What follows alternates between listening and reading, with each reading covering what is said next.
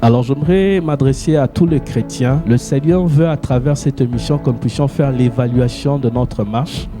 Donc quand tu t'es converti, tu avais un zèle pour Dieu, mais est-ce qu'aujourd'hui tu aimes toujours Dieu de la même manière? C'est à toi d'évaluer ta marche.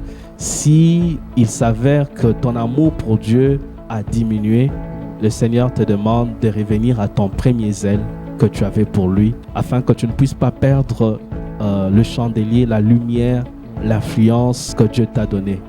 Dans toute l'histoire, vous voyez, c'est-à-dire à chaque époque, dans chaque génération, nous pouvons retrouver les caractéristiques de ces 7 églises. Si nous pouvons trouver les caractéristiques de ces 7 églises, donc nous pouvons à ce titre donner raison à William Branham qui explique que l'église d'Éphèse est comparablement ou spirituellement représentée par cette église dirigée par l'apôtre Paul. William Marion Branham lui dit par contre que l'église d'Éphèse représente le premier âge de l'église. Donc lui va subdiviser la lettre adressée aux 7 églises, aux 7 âges. Nous disons que dans une même époque, on peut retrouver les 7 caractéristiques. Voilà pourquoi ces lettres ont été envoyées à la même période. Ça a été envoyé à la même période aux 7 églises qui se trouvaient en Asie mineure. Donc ça ne parle pas de cet âge de l'église, mais ça parle de caractéristiques qu'on peut retrouver dans toutes les églises au même moment et à chaque époque. Ça n'a rien à voir avec Paul parce que selon les branhamistes, ils disent que Paul c'est le premier messager. Ouais. Donc ça n'a rien à voir avec Paul.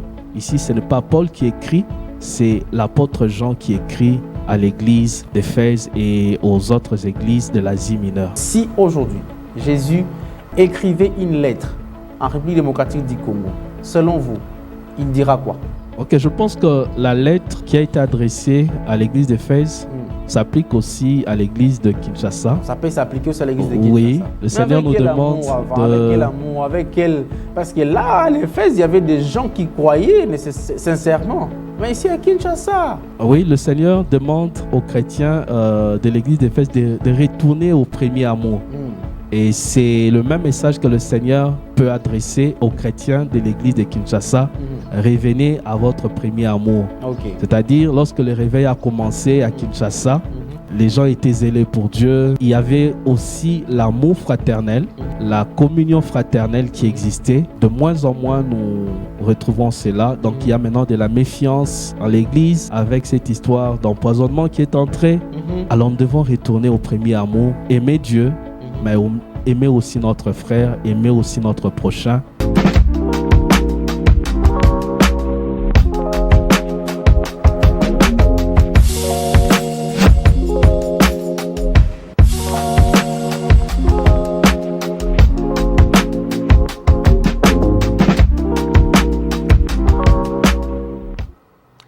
Selon le livre de l'Apocalypse, chapitre 2, versets 1 à 7, plusieurs lettres ont été transférées dans les églises à l'époque, les églises qui existaient en Asie. Alors la lettre à l'église d'Éphèse, qu'est-ce que cela qu'on peut tirer comme leçon pendant cette période? L'église aujourd'hui peut tirer quelle leçon au travers de cette lettre d'église adressée à l'église d'Éphèse? C'est là que nous allons en parler aujourd'hui. C'est vrai que ceux qui sont branhamistes, ceux qui sont de l'église du message du temps de la fin, en parlent un peu souvent. L'église adressée, la lettre adressée à l'église d'Éphèse, de la Odyssée, et comme ça, et jusqu'à, bien évidemment jusqu'à la Odyssée. Mais aujourd'hui, nous allons nous intéresser par l'église d'Éphèse. Mais ce n'est pas un branhamiste qui est avec nous sur ce plateau, c'est plutôt un pasteur Landry et Jimmy Kilai, que vous connaissez et que vous admirez d'ailleurs beaucoup plus. Nous allons commencer juste après ceci.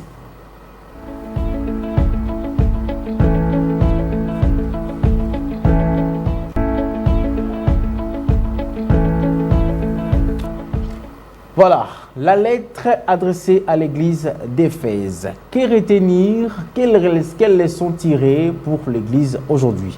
Pasteur Landry, bonjour et bienvenue. Bonjour Papa Hervé, merci pour l'invitation et bonjour à tous nos téléspectateurs. Alors, sinon vous allez quand même bien, hein? Oui, ça va très bien. Notre deuxième numéro pour l'année 2026. Exactement. Donc ça se passe bien. Oui. Alors, la lettre à l'église d'Éphèse. Quelles leçons tirer, c'est ça à notre thématique d'aujourd'hui. Mais est-ce que vous pouvez d'abord nous rappeler brièvement les contextes historiques et spirituels de la lettre adressée à l'église d'Éphèse?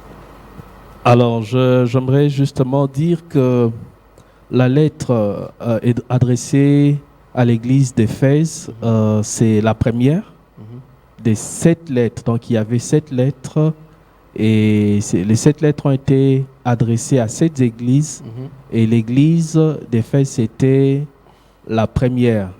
Et c'est l'apôtre Jean qui va recevoir justement ce message de la part du Seigneur Jésus pour adresser le message du Seigneur à ces 7 églises, parce que dans chacune des églises, il y avait des bonnes choses, mais il y avait aussi des reproches. Donc, si le Seigneur écrit à ces églises à travers l'apôtre Jean, c'était pour encourager les églises qui fonctionnaient bien et puis pour reprocher les églises qui n'agissaient pas bien afin qu'ils puissent se repentir. Pourquoi Dieu s'est adressé spécifiquement à cette église d'Éphèse parmi les 7? Pourquoi d'abord? Parce que c'est là où tout a commencé. Pourquoi? Alors, je dirais que si le Seigneur va s'adresser à l'église d'Éphèse, c'est parce qu'il y avait des choses à dire dans cette église. Et aussi, c'est par rapport à la situation géographique. L'apôtre Jean s'est trouvé dans l'île de Patmos. Et puis, cette église s'est trouvée en Asie mineure. Vous verrez que les 7 lettres ont été destinées aux églises qui se trouvaient dans la même région, l'Asie mineure. Donc, ça ne signifie pas que Dieu ne tient pas compte d'autres églises, comme l'église de Rome, l'église d'Antioche, mais c'était parce que l'apôtre se trouvait dans cette région-là et il va recevoir aussi le message pour ces 7 églises. Et lorsqu'on parle de 7 églises, ça représente justement les différents problèmes qu'on peut rencontrer dans les églises, dans toute l'histoire, vous voyez. C'est-à-dire, à chaque époque, dans chaque génération, nous pouvons retrouver les caractéristiques de ces 7 églises. Donc, c'est un peu ça. Donc, si nous pouvons trouver les caractéristiques de ces 7 églises, donc nous pouvons à ce titre donner raison à William Branham qui explique que l'église d'Éphèse est comparablement ou spirituellement ou représentée par cette église dirigée par l'apôtre Paul. Alors, William Marion Branham lui dit par contre que l'église d'Éphèse représente le premier âge de l'église. Donc, lui va subdiviser la lettre, voilà, la lettre adressée aux 7 églises, aux 7 âges. Nous disons que dans une même époque, on peut retrouver les 7 caractéristiques. Donc, ce n'est pas une église... Dans une même époque, on retrouve tous. Oui. La Odyssée, Éphèse, tous dans une même époque. Oui. Voilà pourquoi ces lettres ont été envoyées à la même période. Donc, ça a été envoyé à la même période aux 7 églises qui se trouvaient en Asie mineure. Donc, ça ne parle pas de cet âge de l'église, mais ça parle de caractéristiques qu'on peut retrouver dans toutes les églises au même moment et à chaque époque. À chaque époque, c'est-à-dire au fur et à mesure que l'église évolue, dans chaque génération, on peut retrouver les églises qui manifestent les 7 caractéristiques. Donc, une église peut manifester la caractéristique de l'église d'Éphèse, l'autre celle de l'église de Philadelphie, l'autre celle de l'église de Laodicée. Donc, dans chaque époque, on peut retrouver les caractéristiques de ces différentes églises. Mais ça ne signifie pas que Éphèse signifie premier âge et puis jusqu'à la 7e âge, comme on dit souvent, Laodicée. Ce n'est pas ça l'idée de cette lettre. Et donc, ça n'a rien à voir avec Paul. Ça n'a rien à voir avec la vie qu'ont menée cette première église de Paul, parce que lorsqu'on adresse ces lettres, Paul n'existait plus, c'était seulement l'apôtre Jean, celle qui recevait ces lettres. Donc, ça ne concernait pas Paul. Exactement. Donc, l'apôtre Paul était, c'est lui, on peut l'appeler le fondateur, ou bien c'est lui qui a commencé cette église. Il a posé le fondement Mais après lui, il y a d'autres personnes qui sont passées par Éphèse, comme Timothée. Et nous voyons justement dans le livre d'Apocalypse que c'est l'apôtre Jean qui va maintenant envoyer les lettres. Donc Paul n'était plus, Jean c'est parmi les derniers apôtres à être encore en vie. Donc il est mort après les autres et il va écrire cette lettre parce que le Seigneur lui a dit d'écrire. Donc ça n'a rien à voir avec Paul parce que selon les branhamistes, ils disent que Paul c'est le premier messager. Donc ça n'a rien à voir avec Paul. Ici ce n'est pas Paul qui écrit, c'est l'apôtre Jean qui écrit à l'église d'Éphèse et aux autres églises de l'Asie mineure. Alors, quel a été le rôle de l'église d'Éphèse dans le monde religieux de l'époque? Parce que lorsqu'on commence à écrire des lettres, et la chronologie commence directement avec l'église d'Éphèse. Quel a été son rôle, le rôle de cette église, le rôle d'Éphèse à l'époque dans le monde religieux? Bon, moi je pense que pourquoi on commence par Éphèse, non, la Bible ne nous donne pas de détails. On pouvait aussi commencer par Philadelphie. Donc on pouvait commencer par Laodicée. Donc le plus important, c'est qu'on a cité ces 7 églises qui se trouvaient dans la région de l'Asie mineure. Donc ça ne signifie pas que l'église d'Éphèse était supérieure à d'autres églises. Tout simplement, le Seigneur avait des choses à dire à cette église. C'est comme aujourd'hui, si le Seigneur venait à Kinshasa, il y a plusieurs églises, il peut dire des choses dans chaque église, ce qui va et ce qui ne va pas. Alors, c'est un peu ça. Alors, Jésus, dans cette lettre, félicite Éphèse pour ses œuvres, son travail, sa persévérance. Mais qu'est-ce que signifie cela concrètement? Ça signifie quoi, ces qualités? Alors, j'aimerais que nous puissions lire la parole de Dieu. Nous sommes dans Éphésiens Apocalypse chapitre 2, j'allais dire, du 1er au 7e verset. Apocalypse chapitre 2, verset 1 à 7. La Bible dit, écrit à l'ange de l'église d'Éphèse, voici ce que dit celui qui tient le 7 étoiles dans sa main droite, celui qui marche au milieu de 7 chandeliers d'or. Je connais tes œuvres, ton travail et ta persévérance. Je sais que tu ne peux supporter les méchants, que tu as éprouvé ceux qui se disent apôtres et qui ne le sont pas, et que tu les as trouvés menteurs, que tu as de la persévérance, que tu as souffert à cause de mon nom et que tu n'étais point lassé. Mais ce que j'ai contre toi, c'est que tu as abandonné ton premier amour. Souviens-toi donc d'où tu es tombé, répands-toi et pratique tes premières œuvres, sinon je viendrai à toi et j'ôterai ton chandelier de sa bouche, de sa place, à moins que tu ne te répandes. Tu as pourtant ceci, c'est que tu hais les œuvres des Nicolaïtes, œuvres que je hais aussi, que celui qui a des oreilles entende ce que l'Esprit dit aux églises. À celui qui vaincra, je donnerai à manger de l'arbre de vie qui est dans le paradis. Amen. Amen. Dans ce texte, au verset 2, la Bible dit « Je connais tes œuvres, ton travail et ta persévérance ». Donc, c'est le Seigneur Jésus qui s'adresse à l'église d'Éphèse à travers l'apôtre Jean.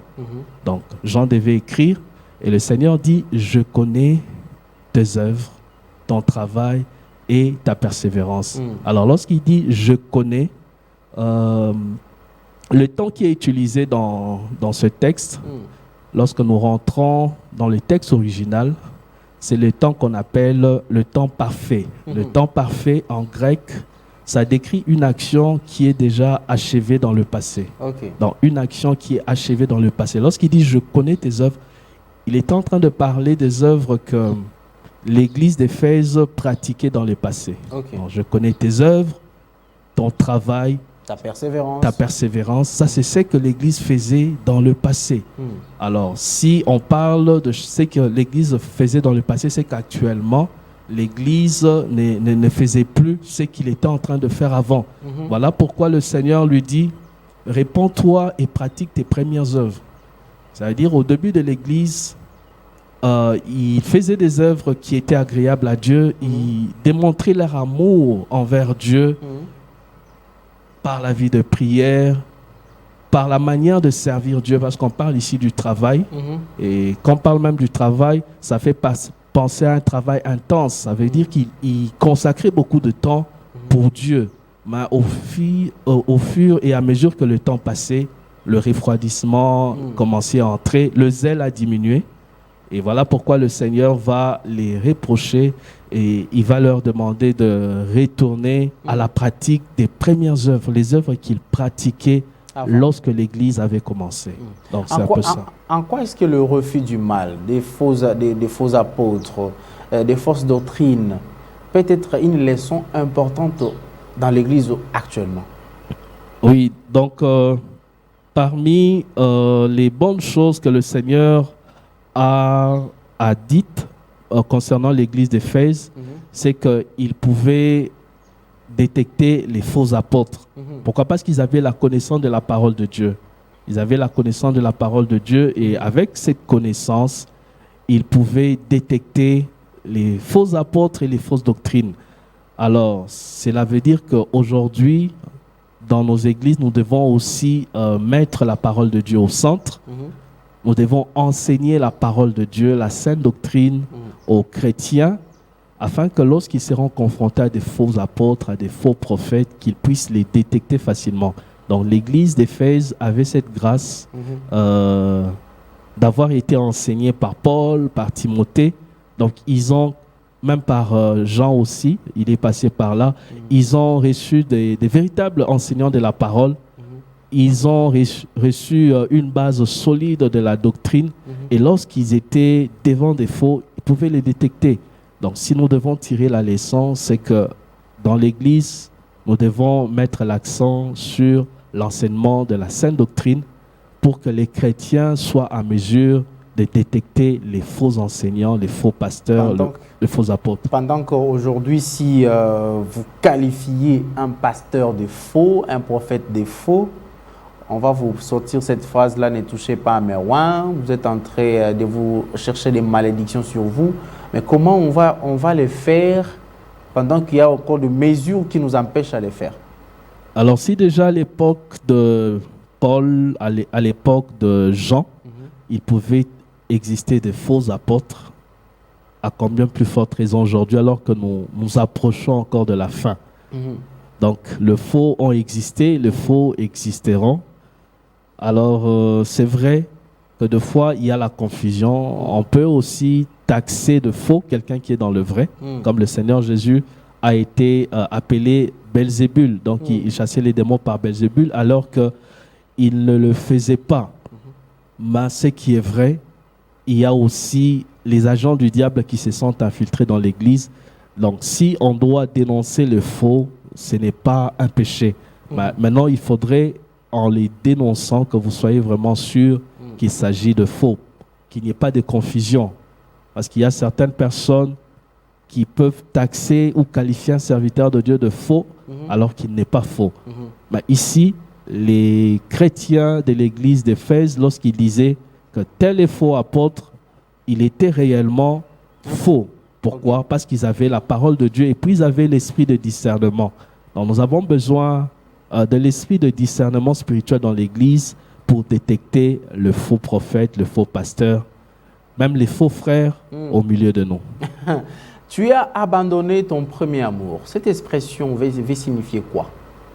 Non, ça signifie tout simplement tu as abandonné tes premières œuvres.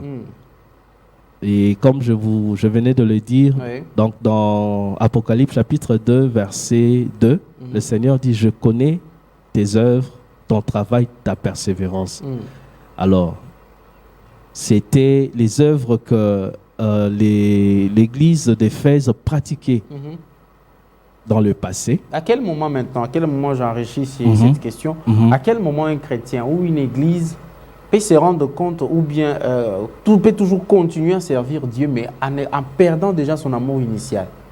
À quel moment il peut se rendre compte que non, en tout cas, je suis là, j'œuvre pour Dieu, je travaille pour Dieu, mais je n'ai plus cet amour-là, ce travail-là, ces œuvres-là, cette persévérance-là de départ que j'avais avant. Quand est-ce qu'il va les ressentir?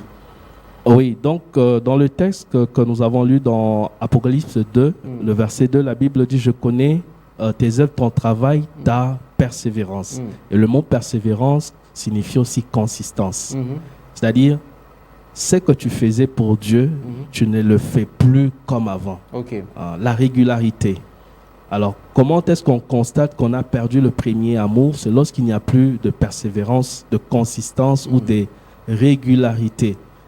Tu venais à l'église 3 fois par semaine, maintenant tu ne viens que le dimanche. C'est que tu as perdu quelque chose. Ok.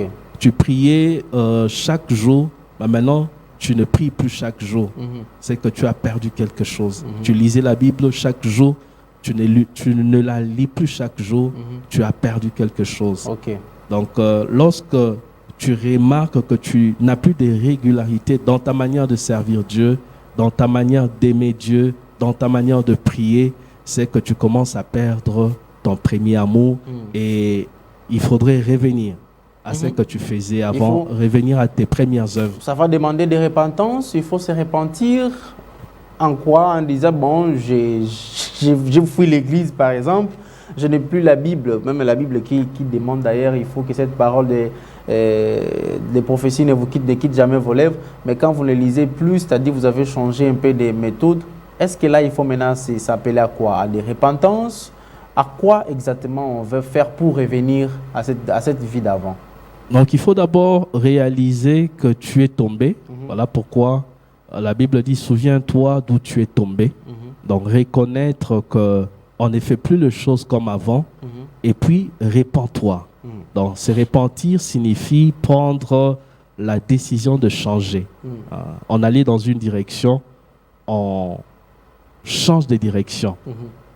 C'est-à-dire que tu ne servais plus Dieu parce que tu as trouvé du travail. Il y a certaines personnes, lorsqu'ils étaient jeunes, ils n'avaient pas de travail, ils servaient Dieu. Une fois qu'ils ont un travail, ils ne servent plus Dieu.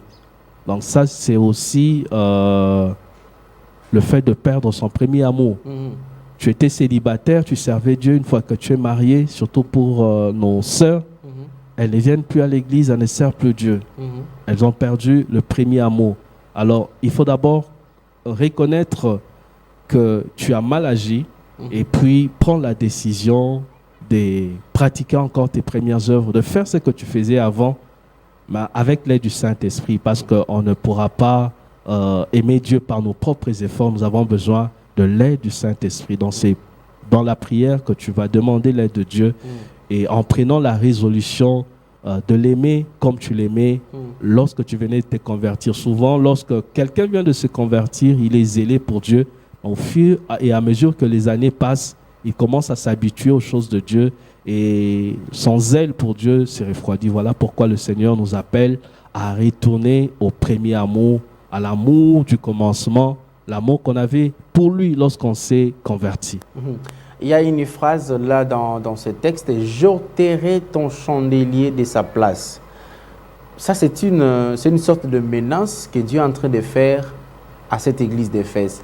Pourquoi? Parce que nous parlons de la leçon à tirer aujourd'hui. Pourquoi aujourd'hui? Il y a des églises qui ont quitté cet amour-là, ce premier amour. Mais il n'y a aucune menace contre eux, il n'y a aucune sanction. Dieu ne frappe plus. Comment? Dieu est devenu extrêmement miséricordieux à tel point qu'on ne peut plus punir, parce que vous avez dit que ce sont des caractéristiques qu'on peut retrouver dans chaque époque. Et à cette époque, il y en a plusieurs églises qui se comportent ainsi. Alors, si Dieu ne juge pas directement les églises qui se comportent ainsi, ça ne signifie pas que ces églises n'existent pas. Mais Dieu donne toujours le temps aux églises de se repentir. Et aussi, nous n'avons pas fait la statistique de toutes les églises pour savoir quelles sont les églises que Dieu a jugées ou les églises que Dieu n'a pas jugées. Donc, justement, nous devons revenir à notre premier amour. Et lorsque vous avez parlé du chandelier, dans le chandelier, dans le livre d'Apocalypse, en parlant de 7 églises, donc les chandeliers représentent les 7 églises. Donc, on parle de 7 chandeliers, 7 églises. Et quand le Seigneur dit, je vais ôter le chandelier de sa place, donc ça veut dire qu'il y avait une place que cette église occupait dans la ville et aussi spirituellement. Les chandeliers représentent aussi la lumière. Donc cette église devait influencer, cette église devait avoir l'impact dans la ville. Mais lorsque on enlève le chandelier, cette église va perdre la gloire. Ok. Cette église ne va plus influencer. Et la plupart des membres de cette église vont même aller en enfer. Pourquoi? Parce qu'on retire la lumière, on retire le chandelier, on retire la gloire et ça devient très, très dangereux. Donc le Seigneur veut que nous soyons une église qui brille, une église qui éclaire, une église qui impacte. Mais si nous vivons dans le péché, donc l'église risque de mourir, risque de perdre sa saveur, de perdre sa lumière et de ne plus influencer, et ce qui n'est pas une bonne chose. On parle de la portée, on parle des promesses, c'est lui qui vaincra. Cette promesse-là, quelle est sa portée? C'est manger l'arbre de la vie, parce que lorsque Adam et Ève ont mangé l'arbre du bien et du mal, on a considéré comme l'arbre de la mort, mais si on a vaincu, on mange l'arbre de la vie. Alors, l'arbre de la vie dont on parle se trouve au ciel. Se trouve au ciel dans la Nouvelle Jérusalem. Donc, pour manger cet arbre, il faut déjà entrer dans la Nouvelle Jérusalem, entrer au ciel. En d'autres termes, les vainqueurs vont entrer au ciel et ils auront part à l'arbre qui donne la vie éternelle. Donc, ils auront accès à la vie éternelle. C'est une façon de dire que les vainqueurs auront accès à la vie éternelle. Par contre, les personnes qui se sont refroidies et qui ne se sont pas repenties, ils risquent même de perdre leur salut. Pourquoi? Parce qu'on va enlever le chandelier. Donc l'église ne va plus exister. L'église va perdre son éclat, sa lumière, sa gloire. Et lorsqu'on enlève la lumière, c'est les ténèbres. Et le Seigneur ne veut pas que nous puissions avoir un tel sort, mais que nous puissions plutôt être dans le groupe de ceux qui vont vaincre et qui vont avoir accès à l'arbre de vie. Quelle est la principale leçon que l'Église aujourd'hui doit tirer de la lettre adressée à l'Église d'Éphèse? Alors, à travers la lettre adressée à l'Église d'Éphèse, nous comprenons que nous pouvons bien commencer notre marche chrétienne et à un certain moment nous refroidir. Mais nous devons toujours nous souvenir d'où Dieu nous a pris, comment nous avons commencé et revenir, vous voyez. Donc, voilà pourquoi la Bible dit « répands-toi, répands-toi ». Donc, la repentance n'est pas réservée qu'aux païens. Même dans l'Église, les gens doivent se repentir. Et ce qui est dommage, dans plusieurs églises, on ne parle plus de repentance. Il n'y a même pas le temps pour demander le pardon des péchés. Mais parce qu'on dit qu'il n'y a plus de condamnation pour ceux qui sont en Christ. Mais la Bible dit aussi, celui qui dit qu'il n'a pas péché est un menteur. Si vous confessez vos péchés, il est fidèle et juste pour vous pardonner et vous purifier de toute iniquité. Donc, il est normal dans l'Église qu'on prêche la repentance pour qu'à chaque fois que quelqu'un dévie, que la personne puisse revenir. Mais si on fait croire aux chrétiens qu'ils sont bien devant Dieu et après la mort, ils se rendent compte qu'il y avait des remarques, mieux vaut que Dieu te fasse des reproches sur la terre au lieu que ces reproches te soient faits après la mort. Ça va être un peu compliqué pour toi. La recherche de pouvoir, compromission, activisme ou formalisme, peut-on considérer cela comme de menace actuellement dans l'Église? Ah oui, la recherche du pouvoir. Et nous devons comprendre que l'Église appartient au Seigneur Jésus. Voilà pourquoi, lorsque ces églises commençaient à dévier, le Seigneur va envoyer l'apôtre Jean, qui était aussi un prophète, pour que ces églises reviennent sur le droit chemin. Pourquoi? Parce que c'est le Seigneur qui veille sur son église. Donc, le pasteur, il n'est qu'un instrument que Dieu utilise. Alors, toute la gloire doit revenir au Seigneur Jésus-Christ. L'église n'appartient pas à un pasteur. L'église appartient à Jésus. Alors, ça ne sert à rien de chercher à dominer sur les brebis du Seigneur. Mais nous devons les paître avec amour. Nous devons réprimander quand il faut, mais avec amour. Donc, c'est ce que le Seigneur nous demande de faire. Alors, nous sommes en train de citer, c'est très important, lettre à l'église d'Éphèse. Quelle leçon pour l'église aujourd'hui? Alors, révérend, vous êtes aussi serviteur de Dieu. Vous êtes serviteur de Dieu, bien évidemment. Vous regardez, vous constatez aussi les sphères religieuses ou religieuses de Kinshasa ou de la République démocratique du Congo. Si aujourd'hui, Jésus écrivait une lettre en République démocratique du Congo, selon vous, il dira quoi? Alors, la lettre à l'église de Kinshasa ou au Kinois? Bon, spécifiquement, on spécifie à Kinshasa parce que on ne peut pas se limiter seulement à Kinshasa, on nous suit partout, mais disons quand même si c'est à Kinshasa. Jésus va dire quoi? Ok, je pense que la lettre qui a été adressée à l'église d'Éphèse s'applique aussi à l'église de Kinshasa. Ça peut s'appliquer aussi à l'église de Kinshasa. Oui. Le Seigneur nous demande avec quel amour, avec quel... Parce que là, à l'Éphèse, il y avait des gens qui croyaient sincèrement. Mais ici à Kinshasa... Oui, le Seigneur demande aux chrétiens de l'église d'Éphèse de retourner au premier amour. Et c'est le même message que le Seigneur peut adresser aux chrétiens de l'église de Kinshasa. Revenez à votre premier amour. C'est-à-dire, lorsque le réveil a commencé à Kinshasa, les gens étaient zélés pour Dieu. Il y avait aussi l'amour fraternel, la communion fraternelle qui existait. Et de moins en moins, nous retrouvons cela. Donc, il y a maintenant de la méfiance dans l'église avec cette histoire d'empoisonnement qui est entrée. Alors, nous devons retourner au premier amour, aimer Dieu, mais aimer aussi notre frère, aimer aussi notre prochain. Et c'est la même chose pour les Congolais en général. Souvent, il y a des gens qui disent que l'ennemi du Congolais, c'est le Congolais.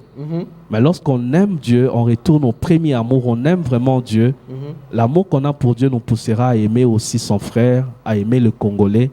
Et quand on aime son prochain, on veut que son prochain aille de l'avant. 30 secondes pour adresser un message d'exhortation à tous les fidèles qui se sont parfois aussi découragés spirituellement et qui sont tièdes, qui sont ni chauds ni froids. Un message, 30 secondes.